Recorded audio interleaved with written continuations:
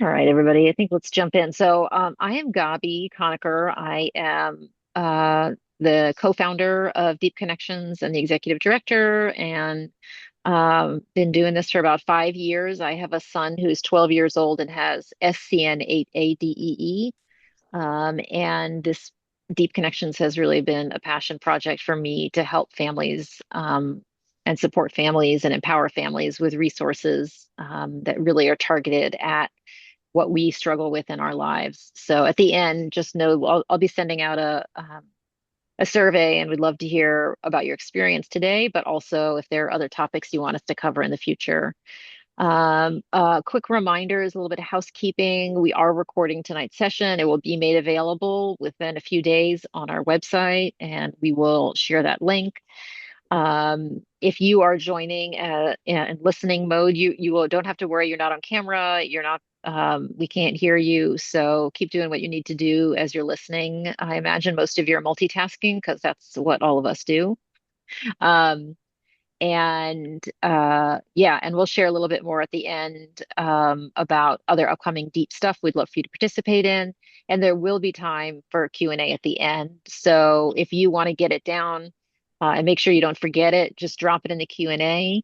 And we'll make sure to come to those. If there are kind of clarifying questions about anything, I'll interrupt and make sure we clarify that. Otherwise, we'll kind of take questions at the end. And please feel free to use the chat throughout to introduce yourself, ask, or chime in about, what you're hoping to hear a little bit about today. And we'll be watching that and welcome you all here with us. I'm going to pass the microphone over to Shannon, who's our community outreach specialist at Deep, and she is the one who makes the magic on social media. So you can thank her for all of the reels and the great insightful stuff. And Anne does some of it as well. She's translate articles for us and helps teach the community about DEEs. So go ahead, Shannon, to introduce our guests, and then we'll jump in. Oh.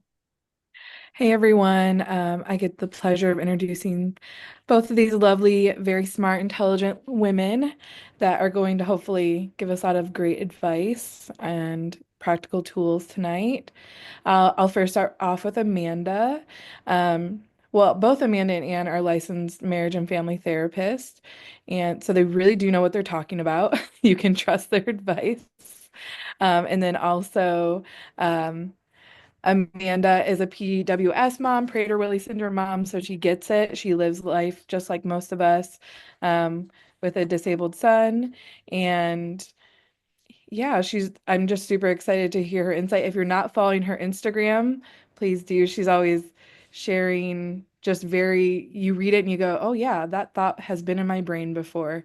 And she's just really good at putting, um, disability parents' thoughts out there, which also brings me to she's releasing a book soon, which is really exciting. Hopefully, she'll be able to. I'll let her plug that a little bit.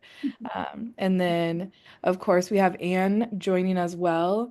And Anne is a DE mom. Her daughter Jordan is undiagnosed, and she's also a doctor. So she's, like I said, both of these women, you can trust what they say.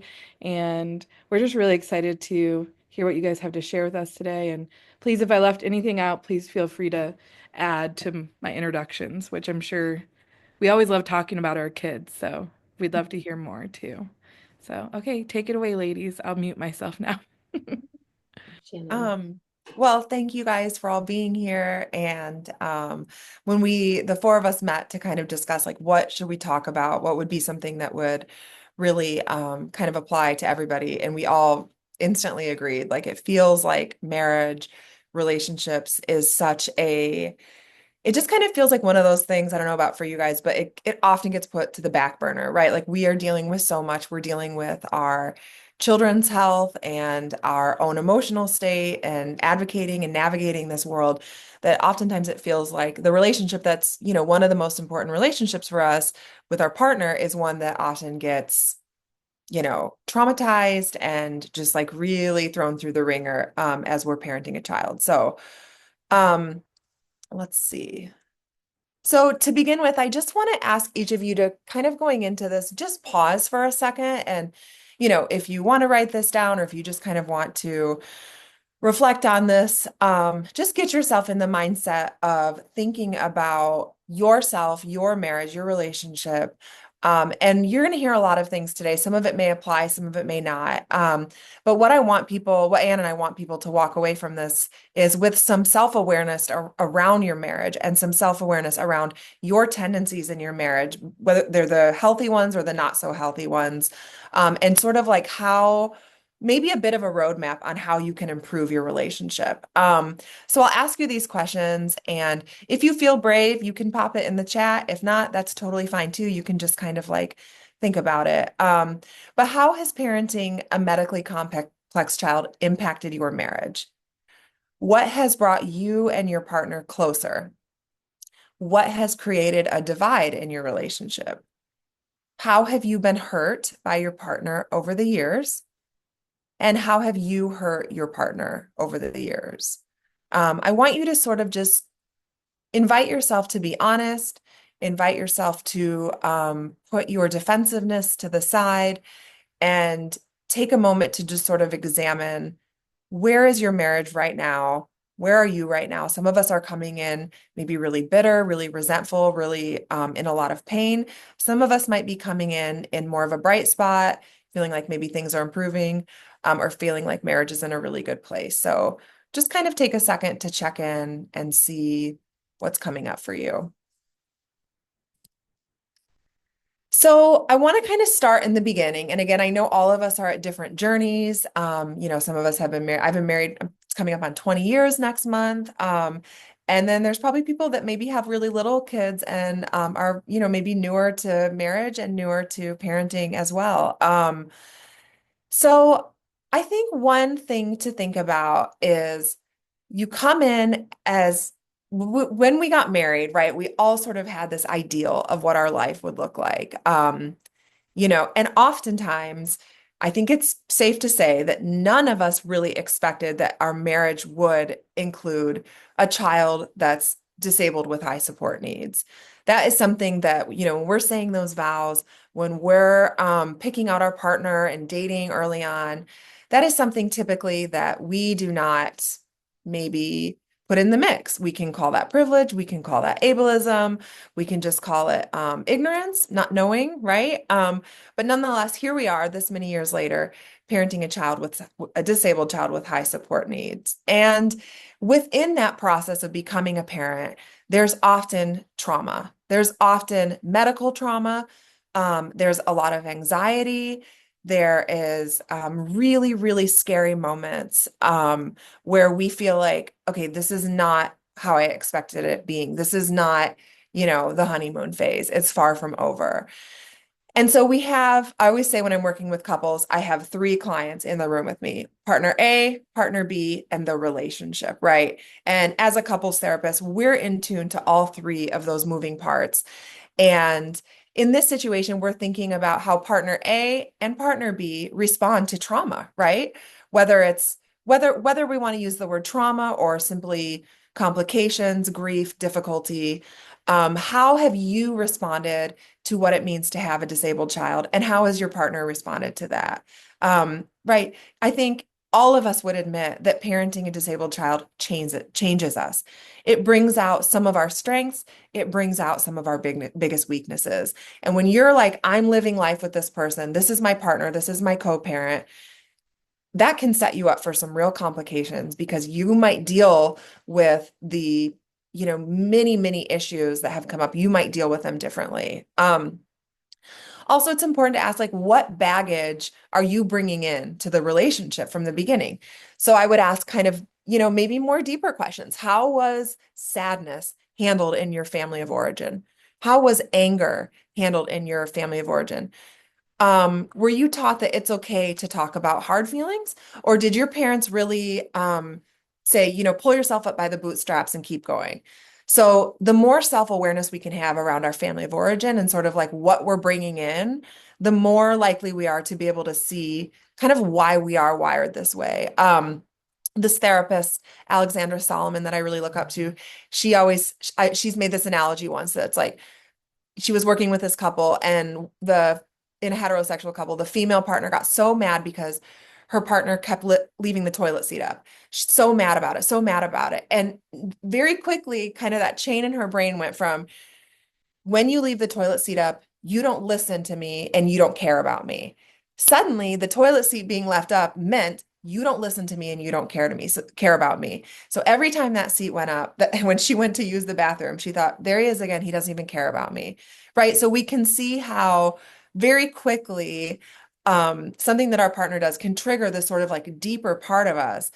It's not about, we'll get into this more. What you'll hear from us is it's not about the lemons, but I would argue it's not about the toilet seat either, right? There's so much meaning that we apply to this that often comes from stuff in our family of origin that's stirring up, whether we want to use the word trauma or just kind of like struggles that we have.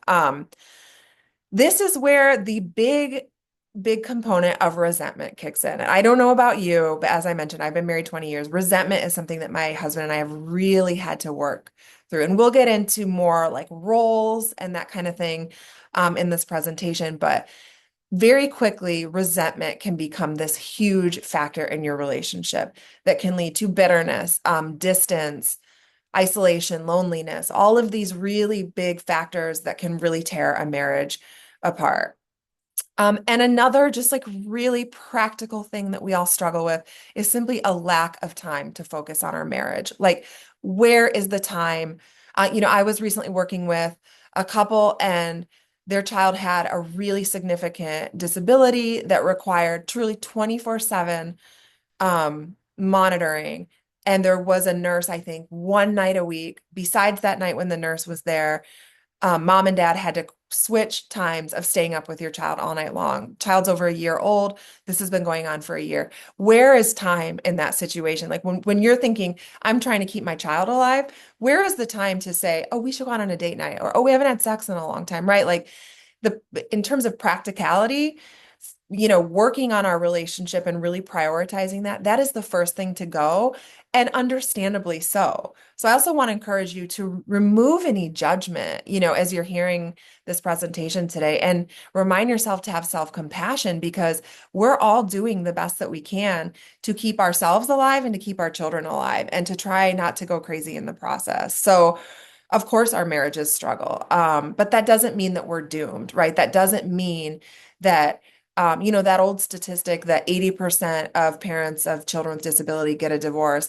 that's never been actually proven. That is something that we can look through empirical data and really not find that anywhere. And so I'm here to encourage us that, like, yes, marriage is hard, but it's never too late to work on it and try to take ownership over what you've done that's harmed your partner and ask them to do the same. I put this little comic on here because I think it's so perfect. And she says, I'm going to remind you of these dates one more time, and then I'm going to assume we're good, okay? I need you to take off next Tuesday at 3 p.m. for the appointment and the following Wednesday for Teddy's surgery. Got it? And he's just kind of looking at her, and you're like, what happened? What happened after this? What happened next week? I wish we could see the next part of the comic. Did he forget? Did he write it down?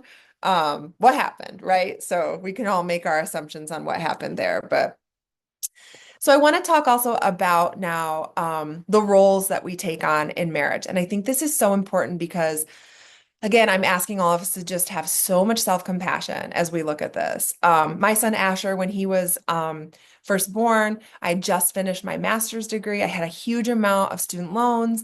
And my husband was an accountant. He had a really stable job. I made like next to nothing early on. And it just made sense for me to quit my job and be the primary caretaker and for him to work full time outside of the home. And very quickly that led to resentment. I sort of felt like I never wanted to be a stay-at-home parent. This is not my strength. My strength is not in, keeping a tidy house, like making dinner, like that. Those are not my personal strengths. I did it. And I also felt this sort of voice in the back of my head that was like, you're lucky to be doing this. This is a privilege. Like, you're lucky that you're financially capable to do this. But at the same time, I felt like it's not fair that he gets to go to work every day and be with grownups and not be terrified about monitoring his child's health and going to, 4 therapies a week. Like, so very quickly, my role in the relationship became the primary parent, Also the researcher, I was, spending hours researching supplements and, alternative treatments and anything that could make me feel like maybe there was more hope down the line. And the other roles that I threw in here would be, of course, the breadwinner, the cheerleader, which I always say that's like the role that is like the emotional like cheerleader, like we're okay, it's not that bad, and maybe like has a hard time kind of facing harder emotions. I would encourage you fill in your own role. Like, and that's another thing that you can drop in the chat. What's been your role in your family? And I don't want to reduce it to something as simple as the researcher or the breadwinner or whatever, but like, what is a role that you've taken on or that your partner has taken on? And do you feel like that's a role that you feel okay with? That's a question I would ask. And again, something to add, these roles are taken out of both necessity and practicality. Like it's, you know, we might not have the ability to choose these roles. It might just be, this is what I needed to do for my family. And that's really, really hard when you feel like it's not a role that you want to be in, but you feel like you have to do it. And this can lead to resentment. Here's another comic by Mom Life Comics, the same artist. He's coming home and he's saying, "Oh, I had such a long day at work. What did you do today?" And she's saying, "Oh, just all of the completely invisible things that keep our family and household running, just all those little things, right?"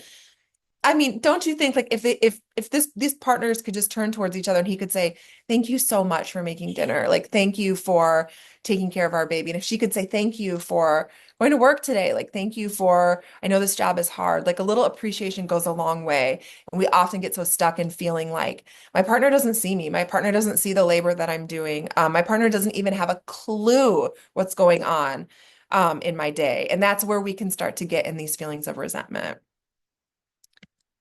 Okay, so we're gonna watch this scene. It is a little bit it's a little lengthy, so I'm gonna kind of go through this. And I think there's an ad before it gets started. So the body pod lets you easily understand what is the fastest way for body pod, you don't need a body pod, guys. Okay, here we go.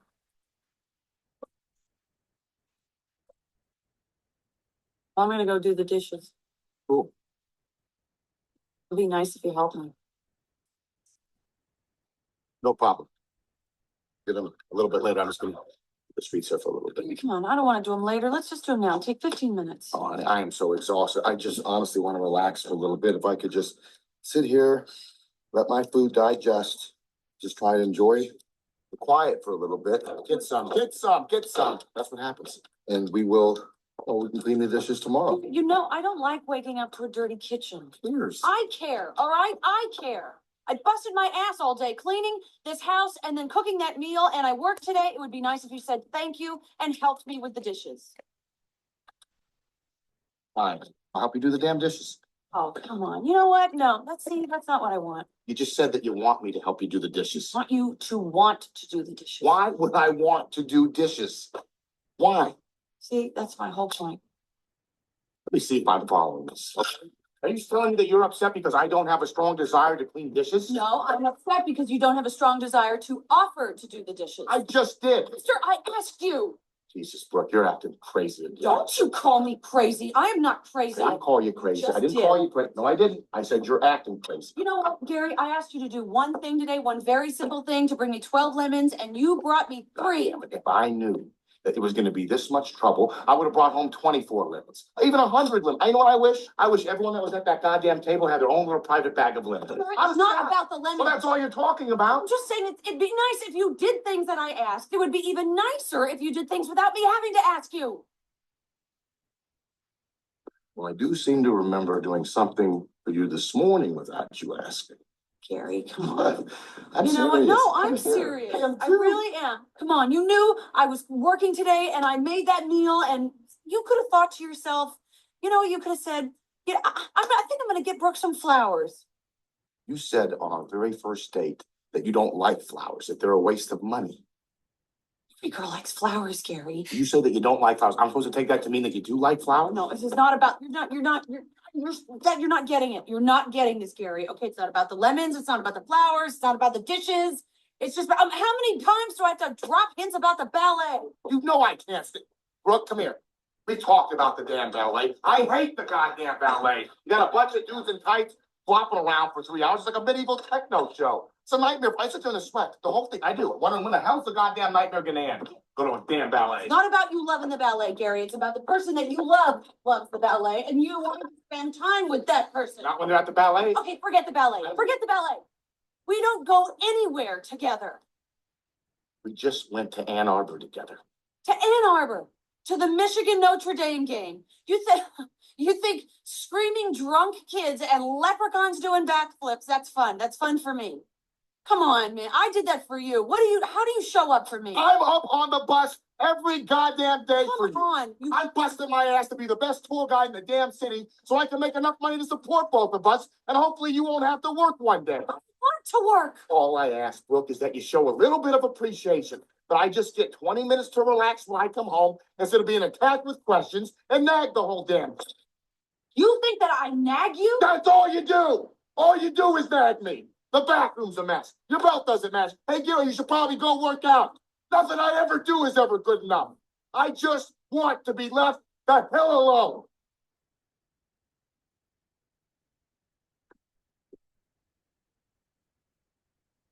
Really? Is that what you want, Gary? Is that what you want? Yeah. That's what you want? Yeah. Fine, great. Do whatever the hell you want. You leave your socks all over this house, dress like a pig, play your stupid ass video game. I don't care. I'm done. What? I'm done. I don't deserve this. I really do not deserve this. I deserve somebody who gives a shit. I'm not spending one more second of this life with some inconsiderate prick. You're a prick.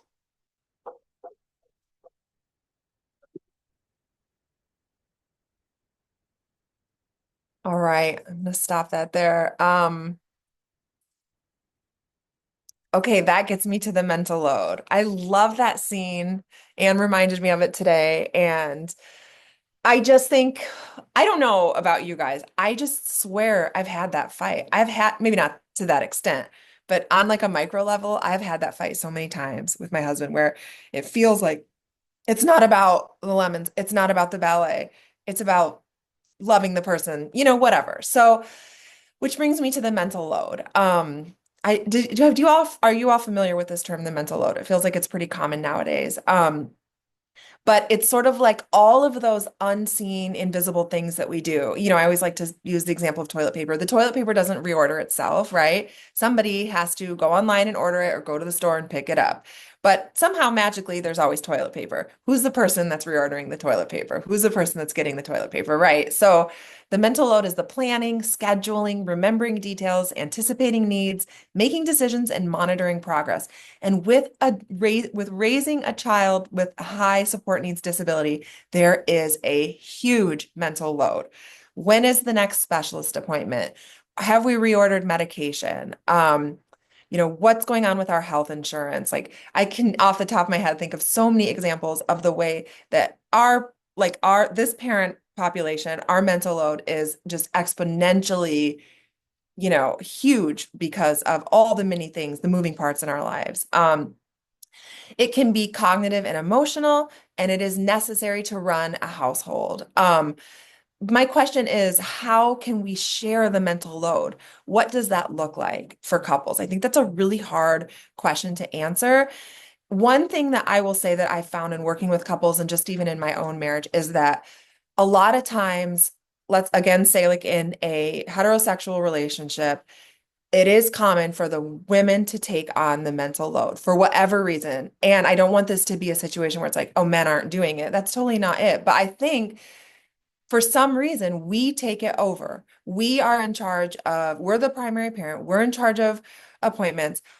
I will ask you, what would it feel like to let some of that go? You're right now sitting here saying, I don't trust my husband. He wouldn't do it the way I do it. The reality is, in order for us to surrender some of the mental load, we have to be okay with it not being done the way that we want to do it. We could spend a whole presentation on this dynamic. It's something that really fascinates me because I use the example of the dishwasher. Like if your partner doesn't load the dishwasher the way you want them to, and you criticize and criticize and criticize, eventually they're not going to want to load the dishwasher, right? So how can we surrender the mental load and also trust that our partner is going to adequately do the job that needs to get done. I don't have all the answers to this. I think that's like the type of thing that really could be unpacked in couples therapy or just in like a really healthy discussion with your partner. But I do think this is such an important dynamic when we're really asking ourselves, how does our partner step up and help us? And how do we surrender some of that mental load? So I don't have all the answers today, but I will plant the seed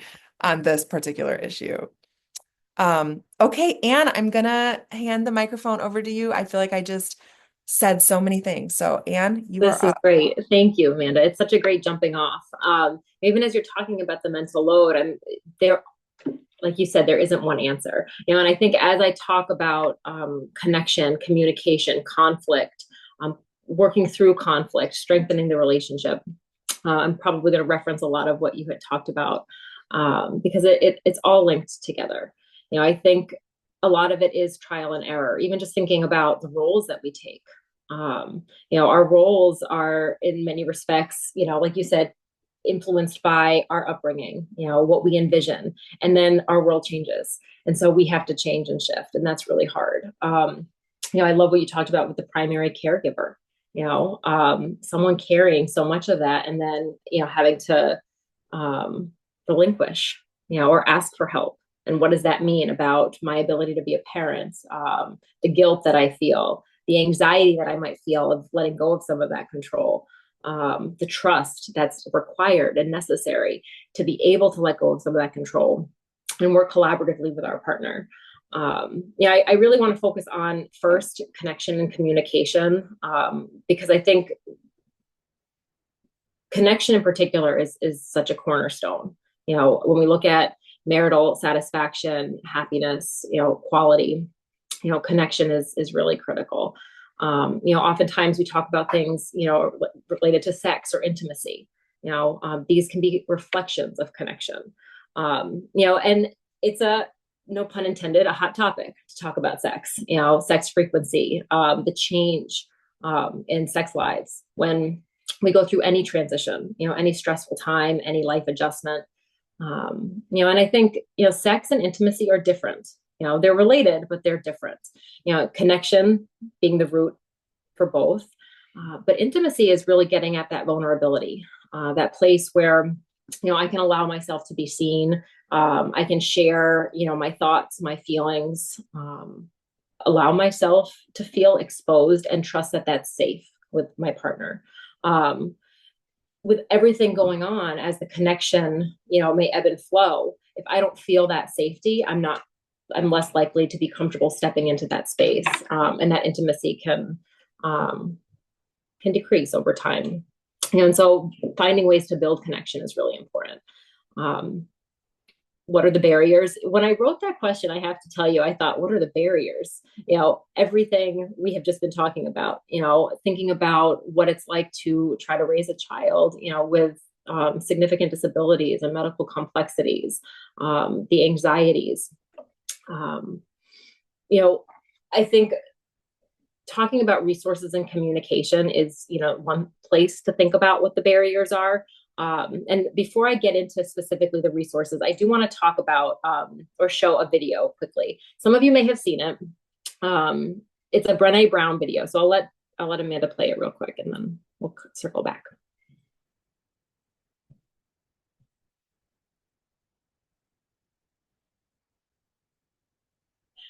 Amanda, I don't have sound. Do you?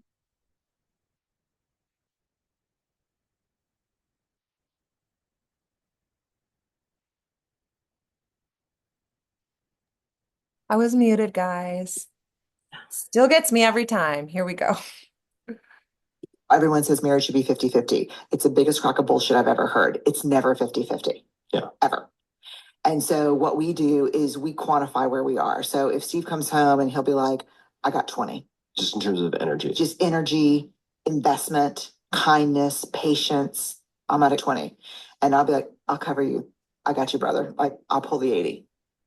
Sometimes we come home, which we've done a lot. My mom has been sick and I'll say, I've got 10. And Steve, like 2 days ago, said, I'm riding a solid 25. So we know that we have to sit down at the table anytime we have less than 100 combined and figure out a plan of kindness toward each other. Oh, I love that. Yeah, because the thing is, marriage is not something that's 50-50.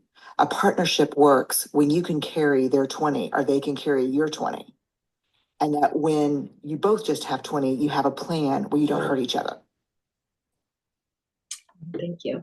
And that takes a lot of practice, figuring out, it takes communication, figuring out who has what to give, when, how. I put on there resources. Two of the things that she really talked about in there, one of them is resources. She talked about time. She talked about patience, tolerance. When we think about resources, I want you to think about what comes to your mind, when I say the word resources. Whatever that thing is, yes, resources. That's one of them. Some of them. They can also include things like, our physical, mental, and emotional capacity, our mental health.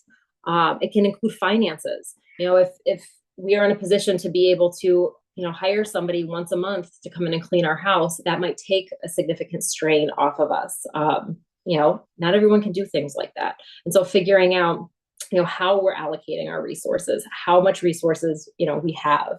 And when we don't have enough, being patient, trying to give ourselves grace. Sleep is a big one. I don't know how often we talk about sleep as a resource, but that is one. It impacts all of our functioning. And I know many of us will struggle with that. She also talked about communication, and in what she talked about, she was talking about direct communication. We have all kinds of communication styles. I think notably direct and indirect. How we communicate is influenced, as Amanda said, by our family of origin, our culture, our upbringing. We have in our families, we have rules around emotional expression. What's appropriate to talk about, what's not appropriate to talk about, how much do I share? Should I be, kind of taking this on myself and being tough?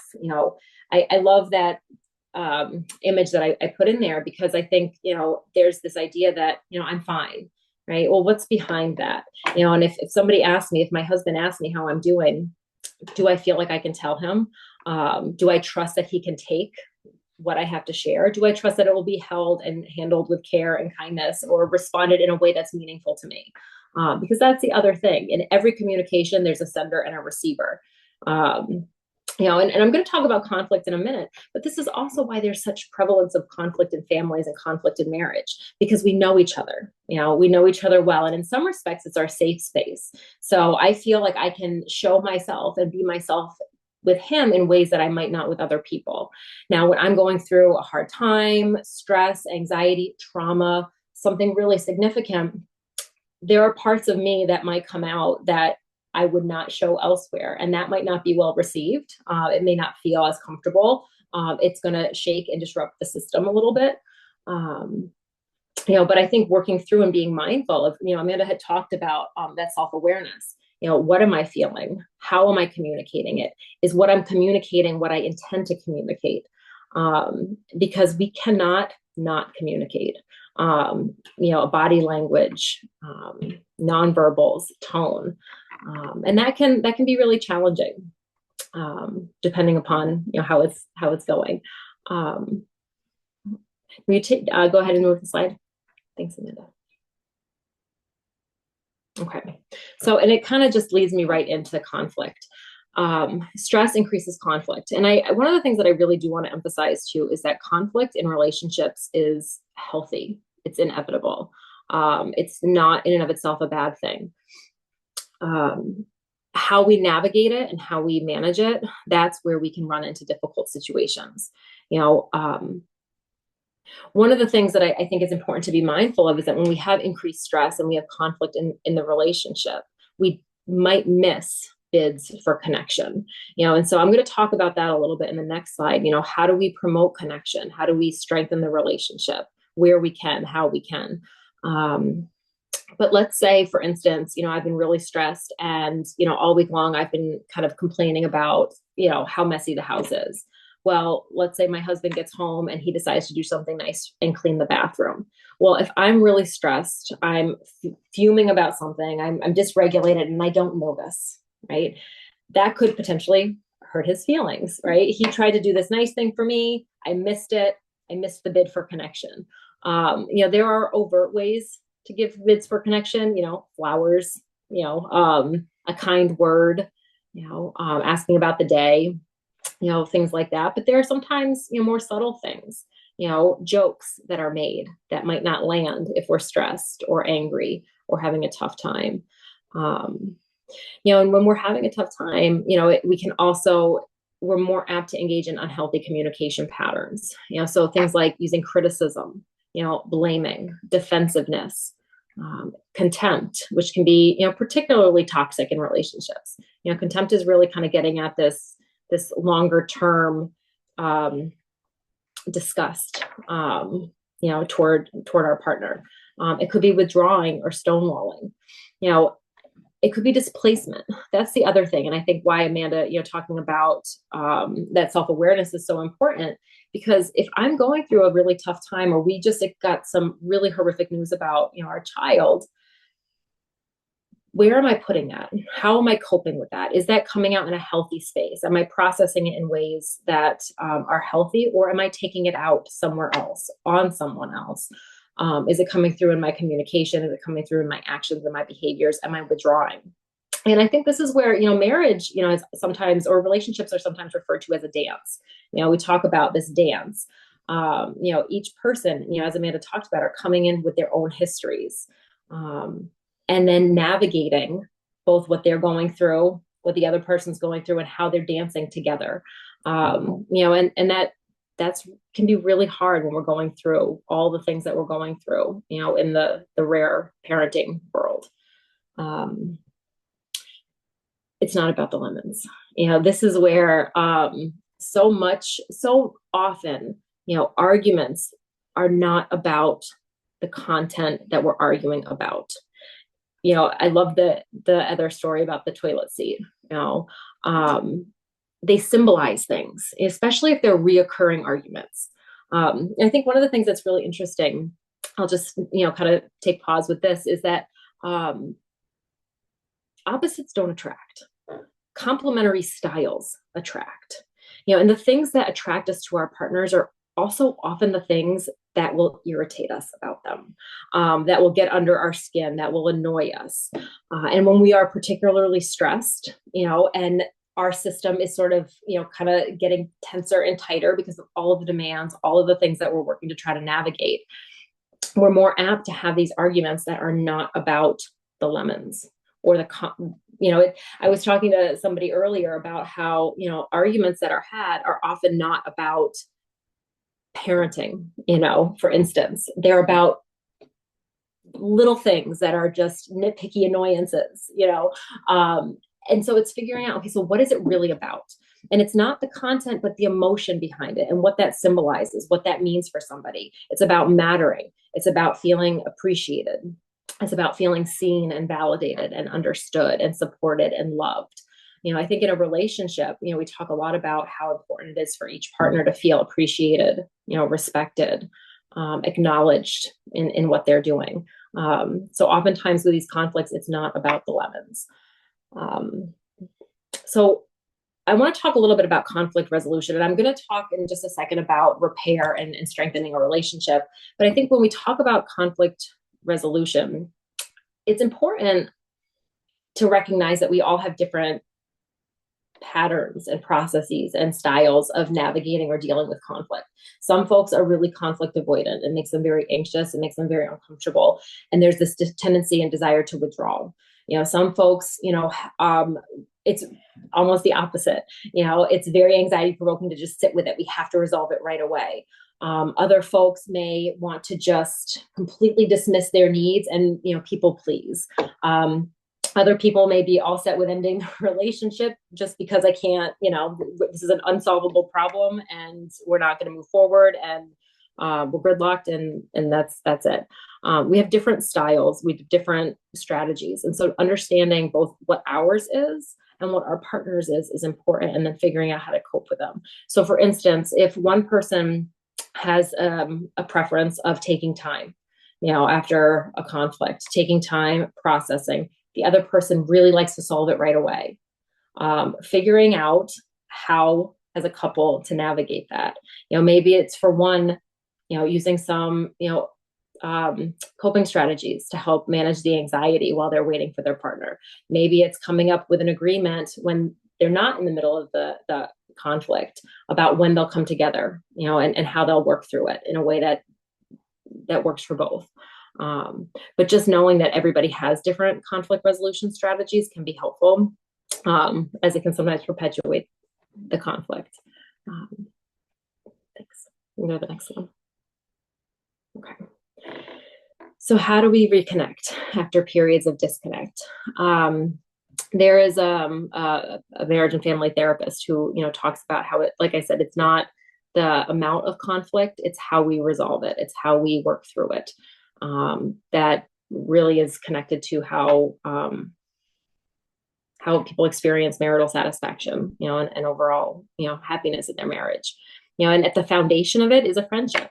Over time with conflict and stress and strain, we can start to distance and even rewrite our story a little bit. We can, lose sight of the things that we appreciate. We can, lose sight of the things that we love and we find endearing. And so finding ways to reconnect as friends and maintain that friendship, is really important. I think it might have been Gottman actually who talked about, he has it's a researcher, a marriage and family therapist researcher who researches couples, and he talks about love mapping. And part of these love maps are really this idea that over time we change, all of us change, regardless of our life experiences and circumstances. And so in 5, 10, 15, 20 years, does our partner like the same music? Do they have the same favorite color? Little things that we might take for granted or might not think to ask, but we might ask when we're dating. There are things, that you can get on Amazon, online, these love question card games, these couple card games, but thinking about, how do we get to know each other again?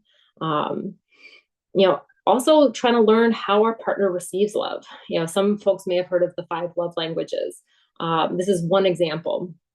Thinking about how someone receives love is often how they also give it. And so knowing what, how my partner receives love, what their interpretation of love is, and then them also knowing what mine is, right? That's going to be really helpful because I'm more apt to see the love given in my love language and appreciate that. And so this is just one way to be kind of mindful about how to make those connections stronger. Understand how your partner has been impacted by their parenting experience. We all have, we're socialized, for a particular parenting journey that changed very quickly, I think quickly, sometimes slowly, but it changes. And so thinking about what that experience was like, the grief, the loss, the trauma, the fear, how that adjustment takes place. And we know our experience, but thinking about, what has that been like for them, having those conversations. And again, some of that goes back to also, the rules and the emotional climate, how much, is shared, how much is talked about, how are we bonding over this experience? Can we talk about, our visions now, our dreams now? Take ownership over the ways that, we've hurt our partners over the years. I think Amanda talked about that in the beginning. Part of it is, again, being mindful of that self-reflection, owning our part. And I also want to talk about too, healthy conflict with repair. I think linking this with, taking ownership, using things like I statements. I know that might sound a little cliche, but I think talking about what is important when we talk about communication, there's a lot of indirect communication. There's a lot of assumptions that can be made, particularly when we feel our partner knows us and we know them, and they should just understand. But being able to use I statements, share how I feel, share what I need. When this happens, I feel this way. When that happens, it affects me in this way. Take those opportunities for bonding and for repair and for a response. And then connecting with a couples therapist, that can be helpful too. I've had some people tell me, over time that even, therapy night felt like date night. It was time just for them to talk about them, to talk about their experiences. Some would grab something to eat on their way, grab something on their way back, Now, of course, it might be telehealth, so grab a bowl of ice cream while you come and sit and chat. But these are some of the ways that we can foster that connection.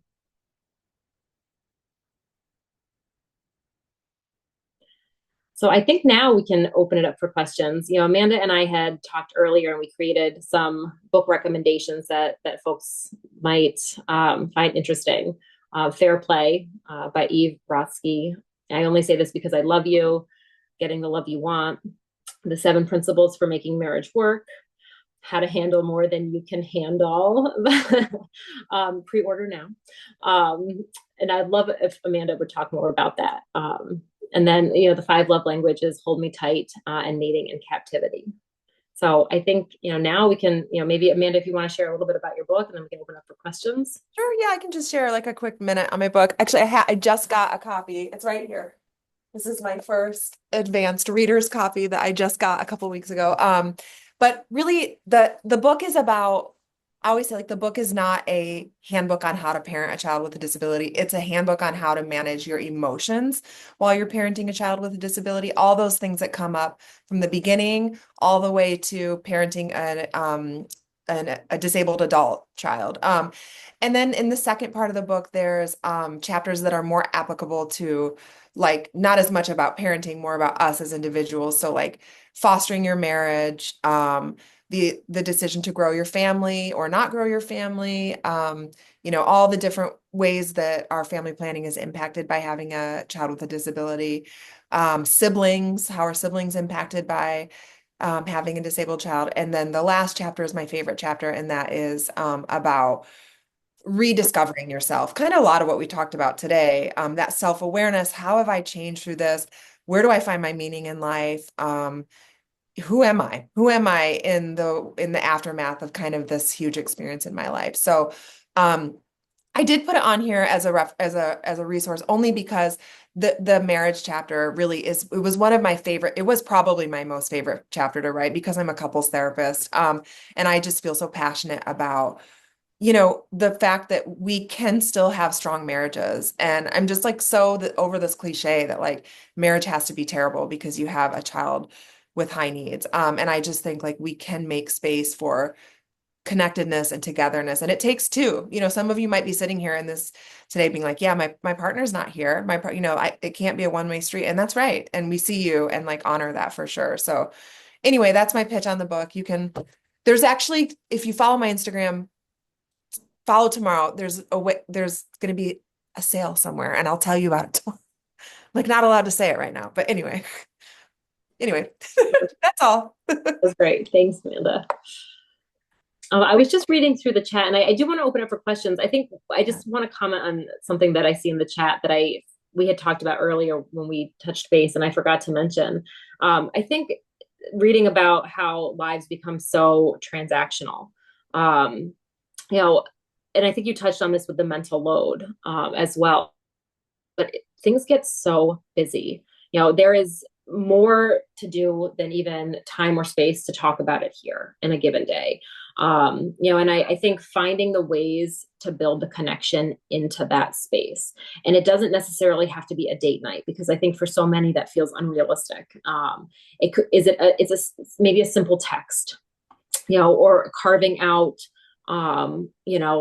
5 minutes when, the kids go to bed, just to maybe play a game or clean up the kitchen together, or share, something that good happened, for the day, or, look for those things that you appreciate about your partner, and let them know it.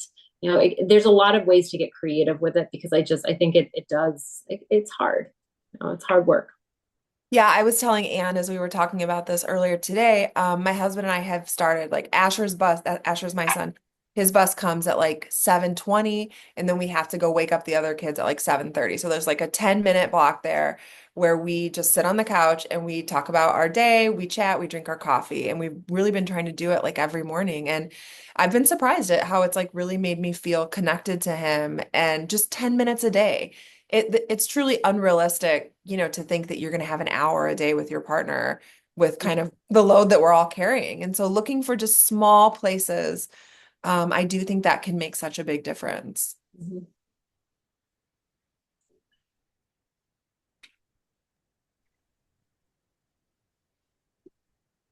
I was going to jump in here and there's a couple there's a Q&A, but I wanted to touch on this. Annie asked, we had a date night on Saturday and we mostly talked about logistics and care coordination over dinner. Any tips for having fun? So do you guys have any practical tips kind of like to not be focused on what you're always focused on when you do My, have an opportunity to have an hour, you know? my favorite homework assignment to a couple is to go out on a date and try not to talk about children, finances, or work. Mhm. It is crazy how little there is to talk about then. But and that sort of brings up your point about love mapping Mhm. and to be like, okay, what podcast are you listening to? What have you had any dreams lately? Where do you see yourself in 5 years? Like, that can be really fun to reconnect to your spouse as a person, not as a co-parent.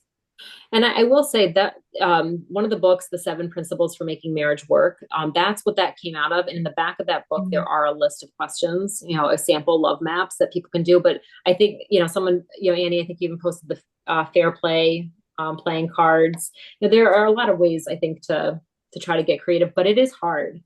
This is what we do all day. And so we get into these habits and this is what we connect over, and so I think that homework assignment is noted.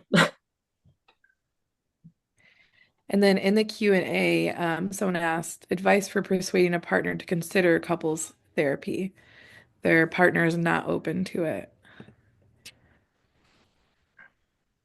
I guess it's like, you kind of want everyone to be a willing party, right? But I don't know. Definitely. And I would just maybe try to be curious about why. What are you afraid of? What are there any ground rules that you need before we go into therapy? Like, really, what is the hesitancy? Is it, I'm afraid if we get into this, you're going to leave me? Is it, I'm just afraid I'm going to be seen as the bad guy?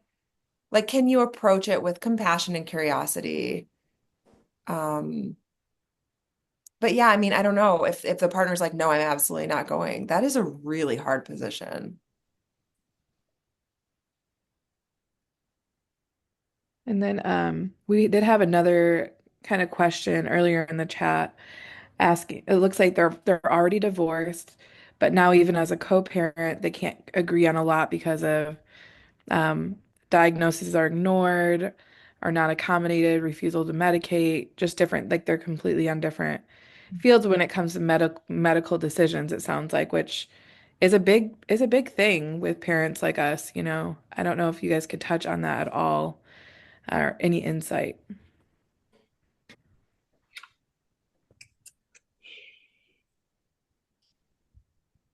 And I think that's a hard question, and it's also a hard place to be in. I think as I hear the question, I think about I have more questions. That's sort of, I think, a nature of a therapist. And so I'm mindful too of the space that we're in. But I'd be curious about, what kind of support has been given already, if there has been any mediation, if there's been, any, outside support. And I imagine that there has been, but, I don't know, ways to come up with, co-parenting agreements. Um, you know, being very mindful of boundaries, trying to play on strengths or motivations, for cooperation. What are their goals, and I think sometimes too being, again, mindful of the emotional component of it all, what's the motivator, what's driving some of the decisions or the challenges. Yeah, also I'm curious if the ex is willing to come to doctor's appointments, what is ex's involvement in the medical care? Oh, you say or see recommended specialists. So yeah, partner X isn't even willing to go to appointments.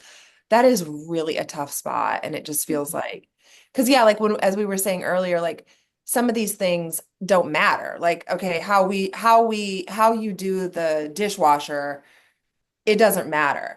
Are you giving my child the medication that I believe they should have? That matters. And yeah, that's going to be a problem, right? So that's not something that you're going to surrender just to like keep the peace. So I think you're in a really tough spot in that situation.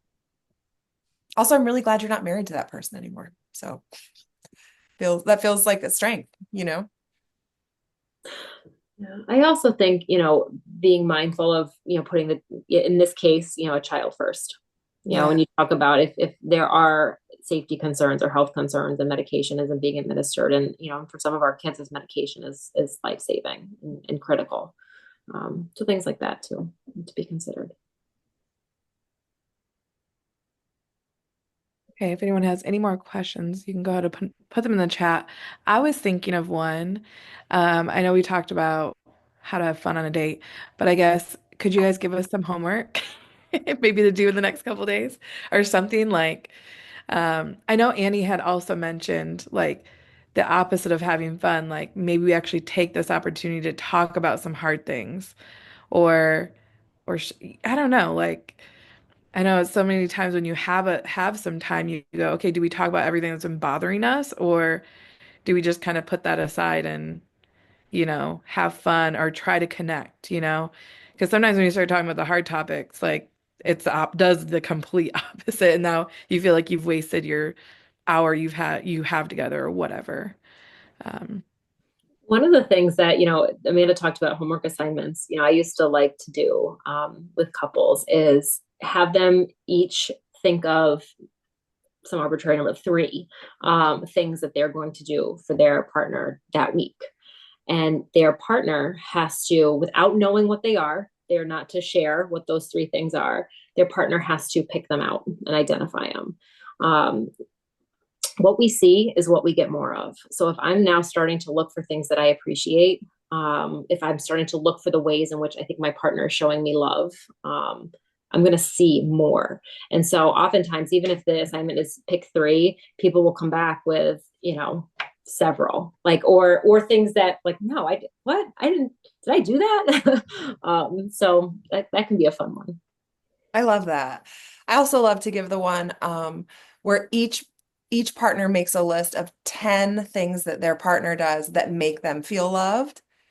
And then you read them aloud to each other, after a certain amount of time. And I always encourage people to try and stay away from like like if your list is all like home tasks, like, oh, I love it when you do the dishes, when you wash the car, when you try to stay away from that. But like really thinking about like when you grab my hand when we're watching a movie, or when you kiss me on the cheek, or really like it can be such a tender moment between couples to share that, because it's like a vulnerability and an appreciation. And it also, and to your point, like kind of get like zones in on our love languages, zones. And then you walk away from that with a list of 10 things that you can do to make your partner feel loved consistently. I love that. I know when we were kind of planning and coming up with graphics, none of us had picture. Well, me and my husband had pictures of each other that we take once a year. But like Anne and Gabi, they were like, I don't know if we have any selfies together. And we're all like, that should be everyone's homework is to go take a selfie with your partner Right? this week. So you might have one from like 10 years ago or something, but we were talking about that could be homework too for everyone. Just take a minute and take a picture together. So, well, this has been great. I know Gabi had our like an exit slide, so I don't know if you want to stop sharing, Amanda. Yep.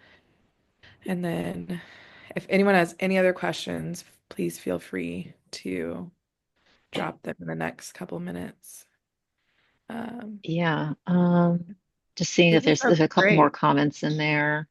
I'm gonna make my husband listen to the recording of this. Yeah. No, I mean, I think this was such an incredibly powerful conversation. It's definitely got me thinking. I mean, I think all of us probably could use sessions with both of you, and talking about, what this looks like and what this means and all the intricacies. And I think maybe that's another recommendation too, is like, how can we find ways to talk about the things that are hard, right? And even if even if it's not going to therapy, which is um, not always the easiest thing to do, but I loved that idea of the 10 minutes in the morning, Amanda, and finding ways to show up for each other that matter. Whether it's, making the pot of coffee a little bigger in the morning so that make sure I get my coffee. I don't drink coffee, but in theory, I think somebody would like that. Um, so, I think one of the exciting things is that we will have more time to discuss this. So stay tuned because we are going to be planning a follow-up session where you guys can come in and ask and we can discuss and we can together be thinking about and talking about all of these things. Um, I'm curious what Brene Brown what kind of plan would come up with for if you're both at 10%, for example. Yeah, that's a I'm really interested in interesting point. knowing, Yeah, knowing too. I think yeah. that's a really good question. I think, and I think that's probably a reality for a lot of us, at different points in time. And I think, first of all, the awareness of where I'm at, that mindfulness that I am at a 10 and I have very little left to give, is really important. Because I think when we're not aware of it, it's where, we're more apt to say something hurtful, say something unhelpful, poke at, our partner, do things that just, kind of fuel the flame. So it's like, I'm at a 10, I have nothing left. How are we going to be kind? Give ourselves grace, give our partner grace, and just be slow and steady. We only have what we have. And so I think sometimes giving ourselves grace. And also, I think on nights like that, being like, let's order a pizza and let's give the kids tablets tonight. Like, this is not our night to bring our A game parenting. Like, we're gonna give ourselves permission to let it go a little bit tonight because we don't have much to give. Yeah, we try to do that in my house too. Like if my husband's having a bad day, it's like, okay, I'm not allowed to I mean, I can have a bad day, but I try to like pick it up if I can manage it to just be like, okay, he's gonna be in his mood and I try to do things to help him. But I mean, it's the same with other things like injuries. Like if, like we really try to be careful. Like if my husband's knees are bad, it's like, okay, I got to take over and do more of the heavy lifting. And if my back is bad, then he chimes in. So I think it's those little things too, just about knowing what's going on with the other person and checking in. And I'm not a therapist, so I will continue to leave those discussions to the experts here. But just to wrap us up, I know we're over. Just want to thank you all for joining us. This was such an incredible discussion, and I want to invite you to join us, as I said, on the 29th for a follow-up, a deep chat that we will do with Amanda and Anne. To kind of do some guided discussion and talking with each other, which I'm super excited about. I'll come back to this in a second because I would love people to let us know what they thought about how we did today. But, we've got a lot more coming down the pike. On April 29th, as I mentioned, this deep chat follow-up discussion, which is going to be a wonderful place to voice, some of these things. Like I saw Tammy in the chat said, I can barely even watch this webinar. Like, how do we find time to do anything? And it's just when there's no end to the chaos, what do you do? And I think that'll be a chance for us to probably be in community with other people who get it, and then also talk about what that looks like. May 12th, we're celebrating Mother's Day with a session with talking with moms who are advocates about what they do, big and small, to help, kind of funnel their frustration and anger and pain and hurt into action and what that can look like and how you can get involved and hopefully you'll share with us as well. We've got a great lineup there. June 25th, we're doing a workshop or a webinar with Courageous Parents Network. We're partnering with them to talk about parent perspectives on medical decision making. How do you decide when and if and when to get a trach, G-tube? These are really challenging decisions for parents and caregivers to think about how we do that. So we're really excited about that. We have a date coming soon. For Father's Day, we're doing Adapting Dads. That may not be the final title there, but this is all about dads who take on the role of adapting medical equipment, adapting the house, adapting the car to find ways for our kids to be in the world that are more comfortable, more stylish, more fun and engaged. So I'm super excited about that one as well. And it's not on here yet. We don't have dates yet, but we're also going to be doing a series on decision making around different kinds of ostomies, gastrostomy tube, a J tube, trach, urostomy, vesicostomy, all of these different ostomies that exist. How do you decide and learn what they are and what to do, how to decide whether to get them or not. So I'm going to leave you with this, and we will send a follow-up email that has all of this in it. But we want to know how we did. And I'm going to put in the chat links to all of these so that you guys can do them if you want. And I'm going to put them in here, and we'll send this in the link as well. When we send out the recording for this, we'll send you the link to register for the follow-up on the relationships, the deep chat, the feedback form here, and the page with all of our upcoming webinars so you can see those. So I'll leave it here. Anne or Amanda, any final words before we head out? No. Okay, cool. Well, definitely some love coming at you here from the community, from the team. Thank you for taking the time to do this with us and share your insights, and we'll see you next time. Bye, everyone. Thank you. We'll also, and remember to check out Amanda's social media tomorrow for a surprise. Yeah. Take care, everyone. Thank you, everyone. Thank you.